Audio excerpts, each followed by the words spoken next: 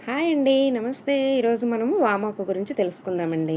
వామాకు ఆకలిని పెంచడానికి, అరుగుదల ఎక్కువ అవ్వటానికి ఉపయోగపడుతుందండి.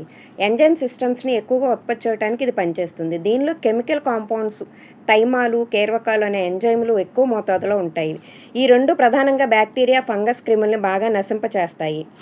ఈ పరిశోధన చైనా వారు చేశారు. పాకిస్తాన్ వారు వామాకు మీద పరిశోధన చేసి 2 స్పెషల్ బెనిఫిట్స్ ఉన్నాయని చెప్పారు. ఒకటి ఎల్‌డిఎల్ బ్యాడ్ కొలెస్ట్రాల్‌ని, 2 టోటల్ కొలెస్ట్రాల్‌ని, 3 ట్రైగ్లిజరైడ్స్‌ని. ఈ మూడింటిని పరిశోధన చేసి నిరూపించారు.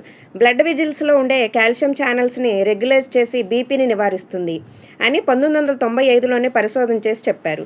ఇరాన్ వారు 2014లో ఈ వామాకులో ఒక స్పెషల్ ప్రోటీన్ ఉంది. అది కిడ్నీలో స్టోన్స్ రాకుండా ఎక్కువ కాల్షియంని ఇది లాక్కొని స్టోన్స్ రాకుండా నివారిస్తుంది.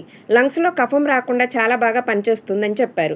కషాయంలో వాడుకోవచ్చు, కూరల్లో వేసుకోవచ్చు. ప్రకృతి మనకి ఏది ప్రసాదించినా దాని వెనక అనేక ఔషధ గుణాలు కలిగి ఉంటాయండి. దేన్ని తీసివేయకూడదు.